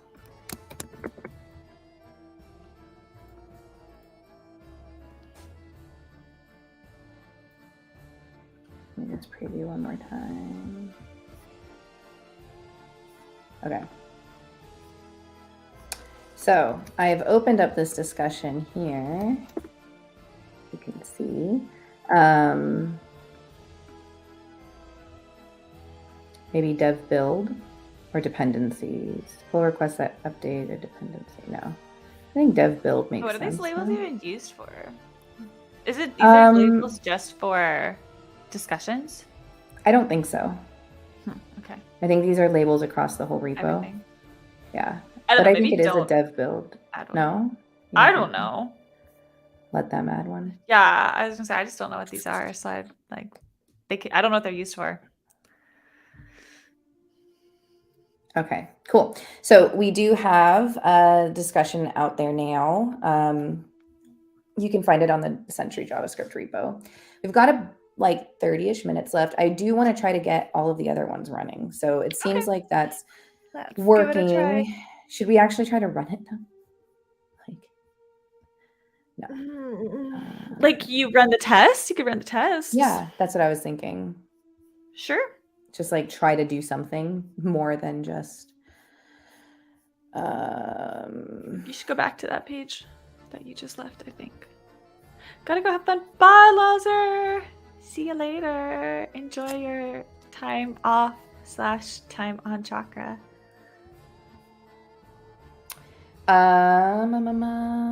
So I built the whole thing, so we shouldn't have to just do.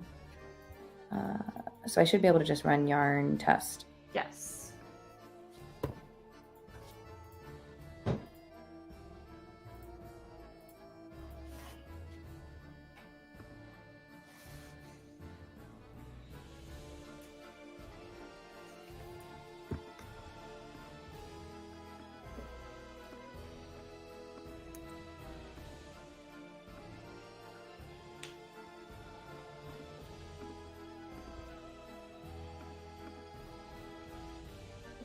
You seem to be going well. Oops. Yeah, I feel like it'll be fine. Well, when I was playing around with this, what I didn't end up trying to do is like debug the test. So like that might be fun to get working. Debug the test? Yeah, just the next section on the contributing thing. Hmm. I mean, like, it doesn't really matter. If you'd rather go through and set up the other repos.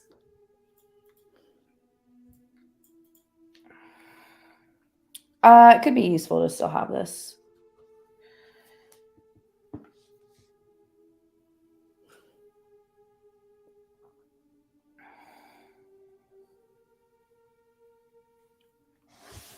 Also, I keep looking down at my hand. I like cut my fingernail like with a knife.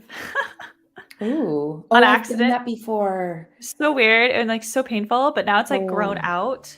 So it's like not attached to my finger anymore. So it's just kind of like got like a flap in my fingernail. So strange. So fun fact, Ayla, my daughter, she's 4. And when I cut her nails, she likes me to leave them slightly attached, like hangnails. and have them all just kind of like hanging off and then like eventually rip them all off. Gross. I don't think I could handle that, but that's really funny.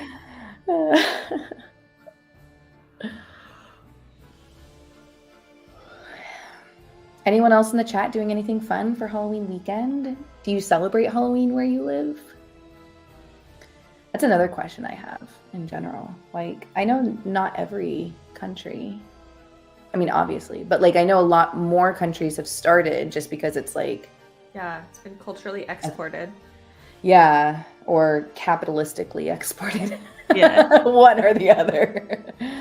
No, not exactly celebrating it or not exactly have anything to do. No trick-or-treating. You see. Yeah. Where do you live? You don't have to tell us if you don't want to. I'm just curious if you're comfortable saying. Where do you live that there's no trick-or-treating? Sarah and I are both in the US. We're always in the US. Just adults, maybe organizing parties at home or at clubs. Yeah. Yeah, that's like fair. I do think trick-or-treating is really like cute though. Yeah. We have not done it in a long time. So Ayla's, like I said, she's 4. North Oh, Macedonia. you're also from North Macedonia. Awesome. And so obviously when she was not even 1 yet, when she was, like a few months old, we like dressed her up. I dressed her up as Mona Lisa Octocat. Mm-hmm. It's still one of my favorite costumes of hers. And then her dad was Hubot and I was the Nemesis, which are other characters in the GitHub. In the GitHub, if you go to the Octadex. Oh my, your computer like looks like it's got really slow over there. Oh really? Yeah, I don't know. Maybe it was just like a network thing, not your computer thing, but like it was like really so slow, like going into like. You used to work with Lazar. That's awesome. That is awesome. So this is the Octadex, which is where you can find all the different Mona Lisas. I just love it so much. It's just so cute. So many. Anyways, the original Octocat is Mona Lisa, which I think you could probably find down here. So here's the original. And then they make different ones for like, different products or partnerships. But here's Hubot. And Hubot is GitHub bot. And then there's also the Nemesis, which there's like, I'm sure the Nemesis will come up soon. There's Nemesis. So I was Nemesis. Which basically means I just wore like a red outfit. And then I happened to have this light blue hair towel that like that wrapped around your head nicely. So I just wore that. But I made her Mona Lisa costume, which was pretty cool. And then for her second year, she was Moana and I was Hey Hey. And her dad had just had surgery, so he couldn't even move. So I kind of made him what's his name from Moana? Dwayne The Rock Johnson plays him. I forget. Maui. And then and that was fun. But then there was COVID. And then we moved up to Washington from California, and COVID hit, and there isn't trick-or-treating in my neighborhood anyways, like even on a normal time. But that first year they definitely didn't do. Yeah, and like the houses are too far apart. Come to Duval. I get the impression that trick-or-treating is huge. This year we're actually going to go to Port Angeles. Oh yeah, that's right. You said that. Yeah. Well, if you want a closer drive for a different year. Yes, I will probably take you up on that. But yeah, so we still dressed up. She dressed up as from Over the Moon. The like moon. I don't have kids. Yes, I don't know any of these things. But yeah, and then last year I don't even know that she dressed up. We just kind of like, I don't know. It was like not really a thing. But this year she's gonna be Toothless from How to Train Your Dragon. Oh, I've seen that movie. Yeah, Toothless is really cute. Oh, you have a sort of trick-or-treating, but on another holiday. Oh, that's cool. What is it? What is the holiday called? Yeah. Okay. Success. All of the tests passed. Sick. Beautiful.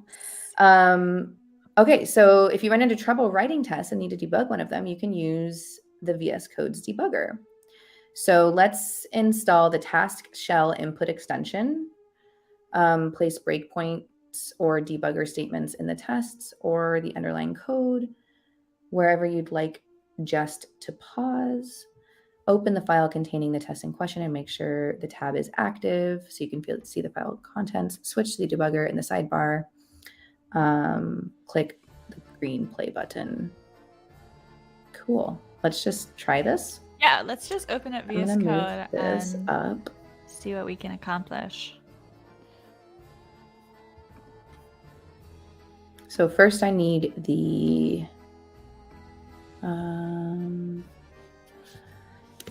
I guess Christmas Carol is what I was referring to. Ooh, Kalidari. I'm probably saying that super wrong.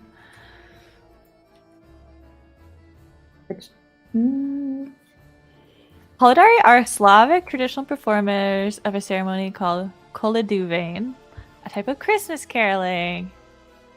That sounds so fun. Oh, I said it right? Wow, amazing. They start their rounds of caroling at midnight on Christmas Eve. They visit the houses of their relatives, neighbors, and other people in the village. Caroling is usually performed by young men, which are accompanied by an elder one called Stanik. Stanik? This is very cute. I love caroling. I love Christmas, just in general. I love Christmas music especially. I'm in a chorus, and we actually just started rehearsing Christmas music for Christmas season last night. It was so much fun. Question. When you open writing code. When you open the JavaScript repo in your extensions tab under recommended, do you have a task shells input extension recommended? Because I don't. I feel like whatever this is might be something that like wasn't built into VS Code and now is. I have no basis for that. It just like sounds like plausible. So, well, I think there should be a file in here for recommended VS Code extensions that they that our developers specifically keep up to date. I don't know. It seems like maybe they don't. This extension does exist though, FYI. See?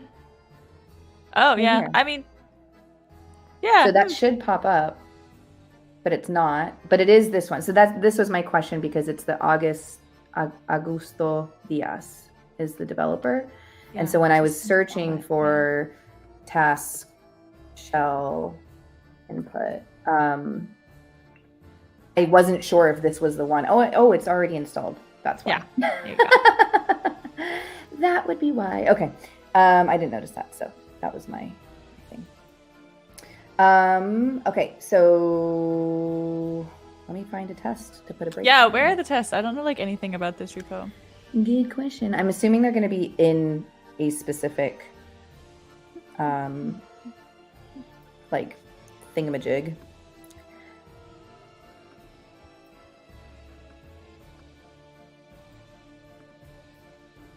Here's some spelt tests. Cool.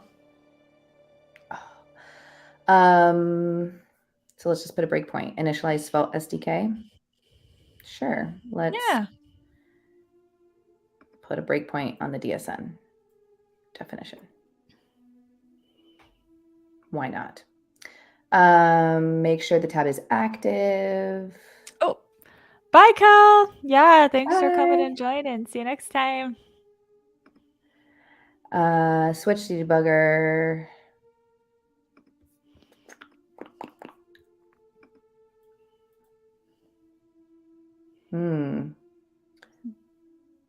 Maybe I shouldn't have chosen Svelte. What do you mean? Or will these run? It says you should choose debug unit test, just open file. I see. Yep, you're right. JK, and then push green. And then look in the watch mode. Oh my gosh, it's working. I thought it would be harder than this. Yay. I did not put a debug, or was there already You put it somewhere that like, sometimes I put it in, yeah. You didn't put it on like a line that like does anything. So yeah, I feel like that happens a lot. Yeah. Because, like. Yeah. I put it here. That's why. Yeah, changes your Yep. code. Yeah. So it just stopped here. Perfect. Cool. I mean, so it works.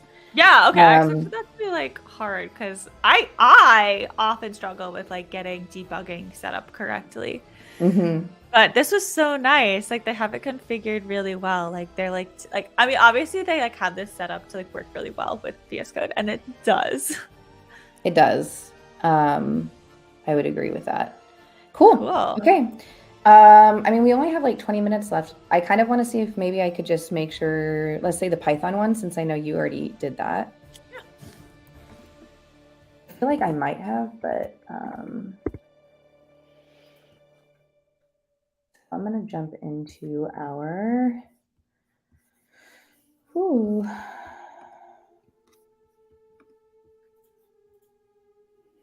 am I? Here we go. Ooh, contributing AWS Lambda. Interesting. Okay. Okay, I've already cloned, so I should create a virtual environment. I know I should always do that.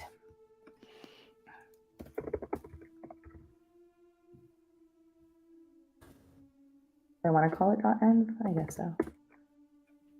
Oh, do I not have Python installed? Try Python 3. Oh, yeah, Python 3. I always forget that.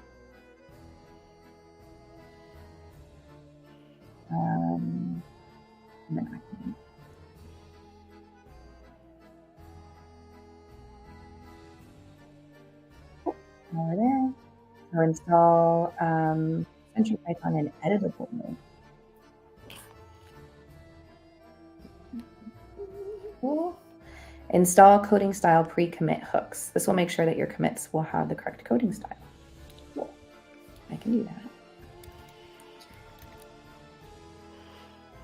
My first experience with a linter was at my first internship with Microsoft. I don't know when my first experience with the linter was. I don't know. That's it. You should be ready to make changes. Let's try to. All right, I want to see if this works because it didn't work. It did not? Nope. Yep. So I didn't really look into why this didn't work, but yeah, like my talk setup also couldn't find my Python installs, which was odd. But you can just run it manually, like with like the rest of these instructions. Which I already did all those. So basically install the requirements. And then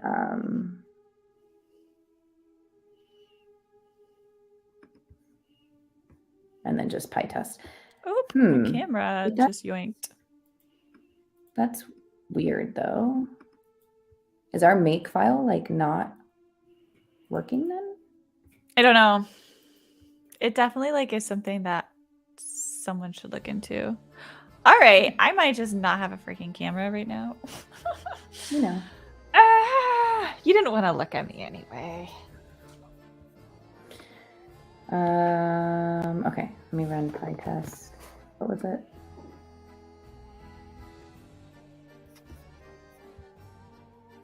Was it just tests? Yeah. Yeah, sorry, I don't remember off the top of my head. No, that's fine. I was just kind of, oh no, it still doesn't work. Oh, what did it do? Let's scroll up. Where did I run? There we go. Okay. There it is, yeah.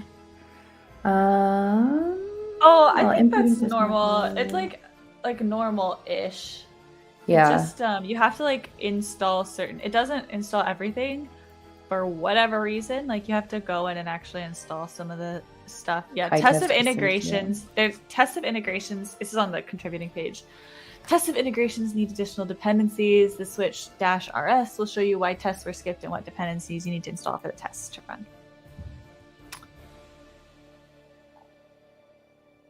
So I can just rerun, but with -rs. Yeah, sure. You can do that, and then that will like show you. So, oh, camera back. Okay, that will show you, I think, in a nicer way what you need to install. Is that what you just ran? Yeah. Okay, never mind. It's not telling you in a nicer way.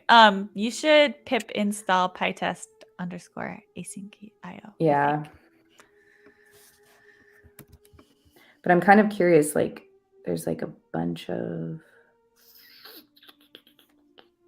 skip ones anyways. Yeah, actually, this is what it's saying. Like, these are all the other things that you need to install to be able to run all those other tests. Yeah.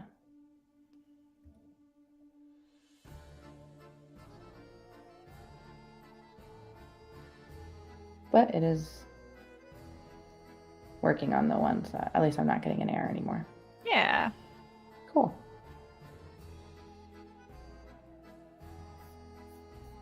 So that was relatively easy, but I'm curious if this make file is working for anyone.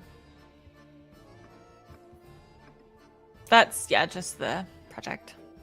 I don't know. I don't really know stuff about talks. Yeah, that's what I was. I'm sure it's working for some people.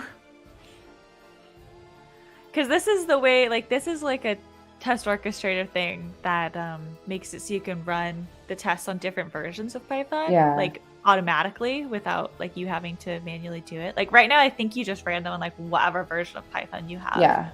Yeah. Activated in that virtual environment. Right. Which isn't necessarily what, you're looking to do.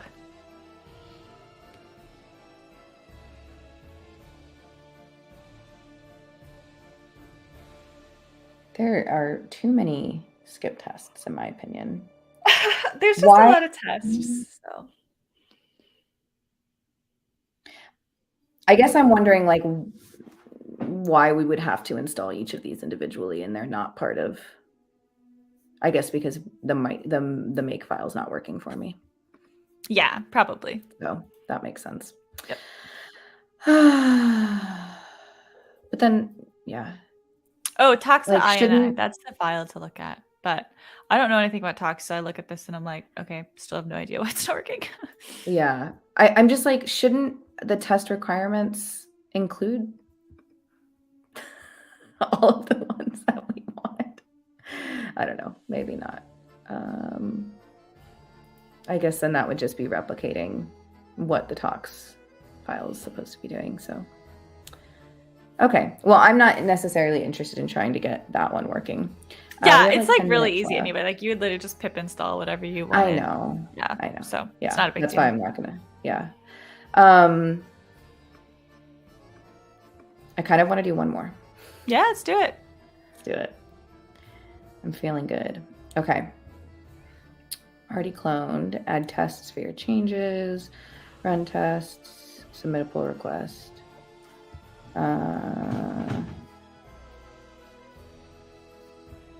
I've never touched this SDK before. So. Install. Yeah, neither have I. Or PHP. Actually, I don't think ever I've done anything ever with PHP. I feel like I might have done like one thing with PHP in my life, but it's been a while. So I'm assuming I need Composer. Seems likely, yeah. Oops. Sentry PHP. Ooh, not the.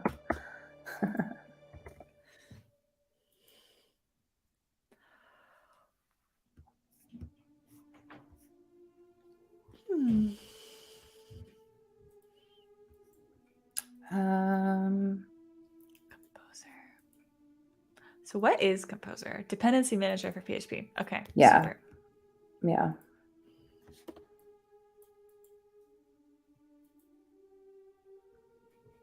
Question though.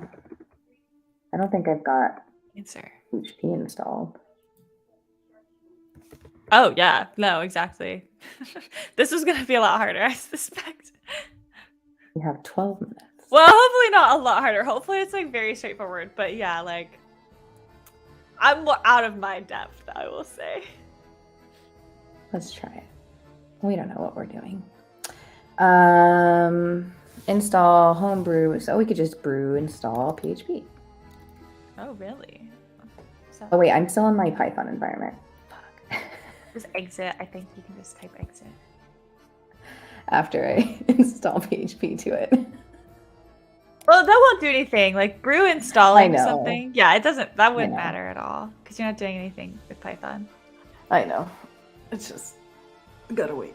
I mean, I guess I could cancel it out, but whatever. I don't even think it'll just work. Like, I don't think it matters that you brew No, I install it. know. That's why I'm just gonna let it go. Yeah, everything is good.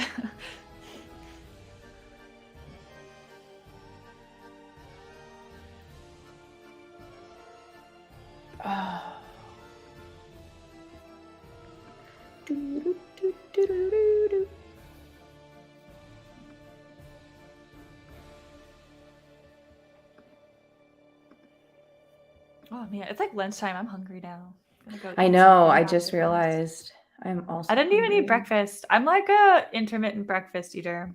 I used to be a never breakfast eater, and then I started eating breakfast pretty regularly, and I'm like, sometimes you just don't feel like. I stopped eating breakfast because I was having I was working out every morning and then having a protein shake, and that was my breakfast, which I still want to be doing. But yesterday and today, my body is just in immense amounts of pain.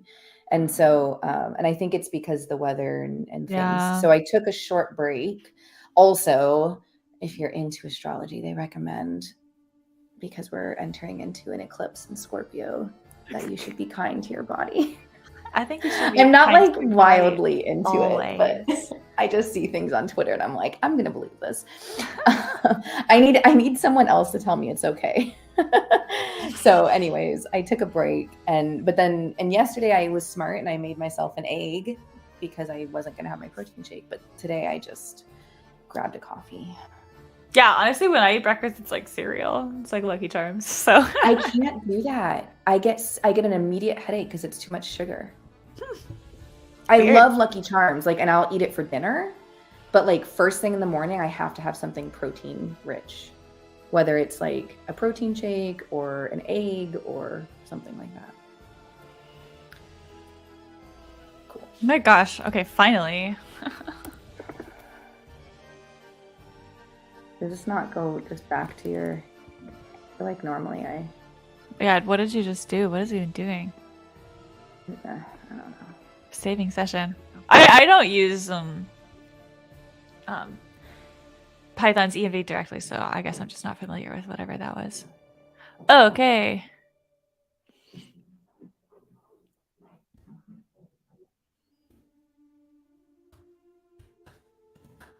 Okay. We're installing Composer. Yes, just making sure this like needs to have done something. I don't know what it's doing now. I'm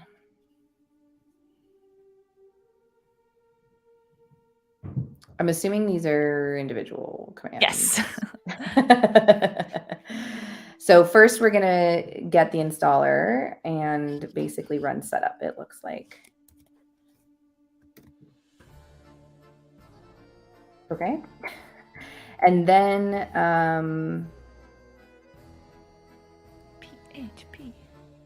What does PHP stand for? Have I ever asked myself that question before? Programmers hate programming. Just kidding.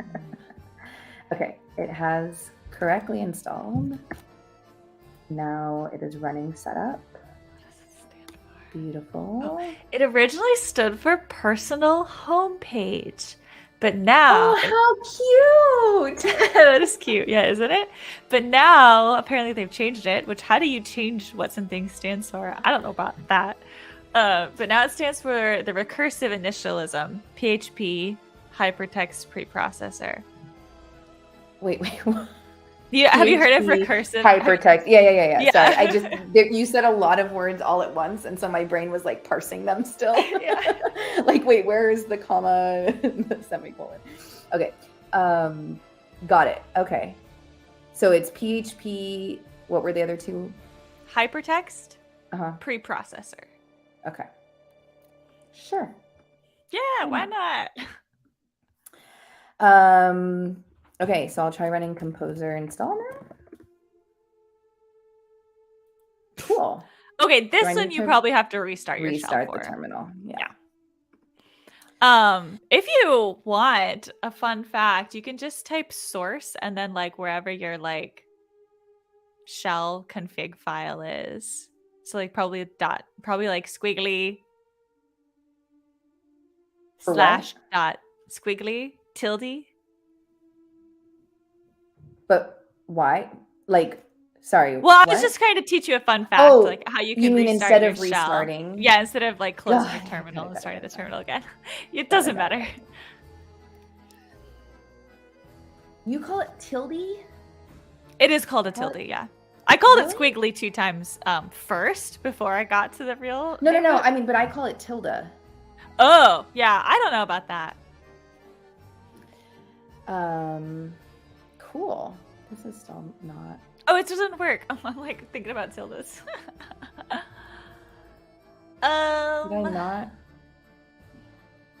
Maybe I just didn't. So you can simply call composer from any directory. Yeah. Okay.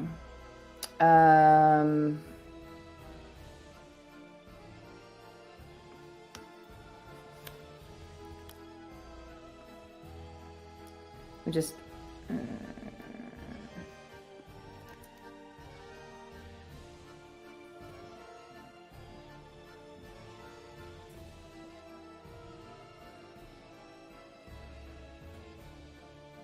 Aha.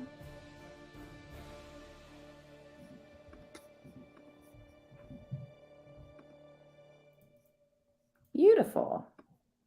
And then vendor bin PHP unit. The heck is that? Oh, I spelt vendor incorrectly. Hey. Wait. So I think that's the error handler has changed. I don't know what that means, but it looks like the tests ran and were successful. Cool. Cool. Jinx. I mean, it looks like we did stuff. I'm pretty Yeah, proud. we did stuff. We have like three setups. And we ran the Sentry test, didn't we? Did we not? I can't remember now. Maybe we didn't. Well, we But- started Sentry locally. Yeah, but we didn't necessarily run it. Yeah, I don't know what. Yeah, we didn't run any test suites they have. I don't even know what they have for that. Yeah, I haven't looked into that yet. Cool. Well, now I've got PHP, Python, and JavaScript SDKs Got me beat. running tests locally. Yeah. And as you can see, it can take up to 2 hours just to get a machine ready to contribute. Thank you all for joining us today. This is our last Hacktoberfest stream. Yeah, but we will be back. We will Yeah, we be will streaming be. stuff. Yeah, Just not Hacktoberfest, because Hacktoberfest will be over. it is true. We have like a couple days left. Yes. A few. How many Yes. days? Like 5 days, right? Well, because I Some think that bathroom? there's like a cutoff. I think. Oh, really? It doesn't just end on the 31st? It might, Wow. but no, actually, I believe. Wait, launch initiated. Prepare to hack. Your website is so wild this year. I don't know if I like know. it, to be totally honest. It's a lot. But I feel Yeah, like it's the there 31st. was. Yeah, it's the 31st. It is the 31st. Okay. Yeah. Because I wanted to say that it's. Oh, I think I know what it is. It's that you should have your pull request has to be merged in by the 31st. And so Yep. you should likely, if you are going to be participating in Hacktoberfest, you should likely have already opened up your PRs, because remember, people need to review them and get them merged. So ideally you have them opened, today, and then there's 2 weekdays left at least, depending on what kind of project you're contributing to. So I think that's why I was thinking before the 31st, because you really want to get it in before. But anyways, thank you all for joining us. And we will see you on the next stream. Yeah. Talk soon. Hi, everyone. Bye, Sarah. Bye. Bye.